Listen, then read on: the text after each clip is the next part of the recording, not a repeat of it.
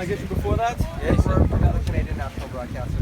Okay, let's do it. I love CT. Ready? Yeah, Hey, Nick Cannon, nice to meet you. Pleasure, Rabbi pleasure. Shmuley. Pleasure. So, you're here in Cleveland. Yes, sir. What are you here for? I'm here for the Republican National Convention. Okay, you going to participate in the convention? This is my way of participating in the convention. And how is that? On a peaceful protest here for Black Lives Matter. A lot of the guys here are saying that they are going to withdraw from voting. Yes. But why? I mean, isn't the whole idea the civil rights movement, people died. They did, and The they civil and rights it's workers who were important. murdered by the Klan because they wanted to register black voters in Mississippi. 100%. And we isn't the still- best way to be involved in the political process? We understand the power in that too. And if you speak of the civil rights movement, like the Montgomery bus boycott, they had to stop riding the bus to get the respect. So if we have to withdraw our vote to show the power of our vote, then we will do that. What if Because what's not happening is that they're not acknowledging our vote. They're not acknowledging us as a community because they're not speaking to our issues.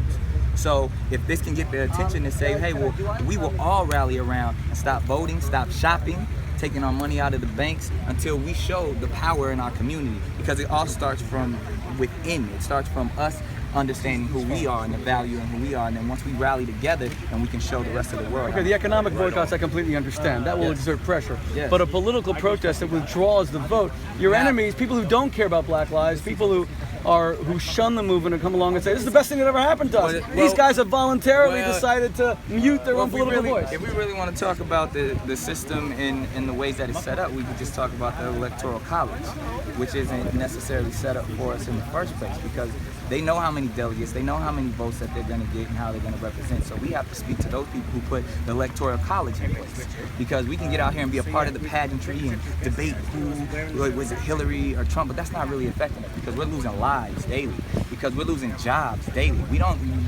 If the media wants to talk about all that because it's fun to them and they want to see who's smarter and who knows more statistics, that's not what we're about. We're about the community and really affecting change. No, I appreciate everything you're doing to safeguard life. Yes. There's a lot of police walking around here. I see African American police, I see white police, I see Latino police. Yes.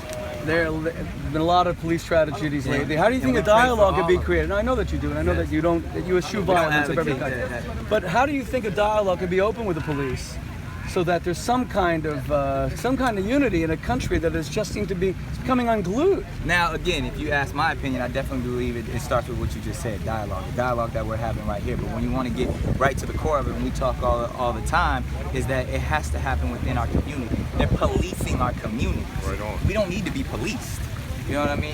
It's that mentality of that, oh, it's unsafe, oh, we have to go in, and that they have a certain type of authority over us. That's not the case. If we're in the community, I'm pretty sure in your community, there's not people policing your community. They're protecting, and that's all we ask for.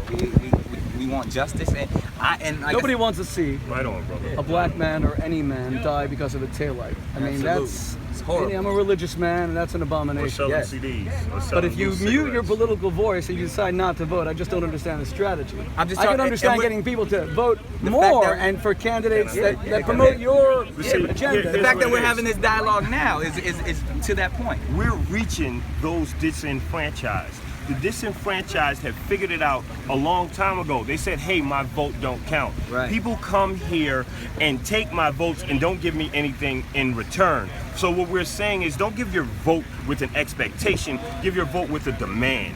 Okay? And that's And what's the something. demand? And the demand is criminal justice reform. Widespread. The system is broke.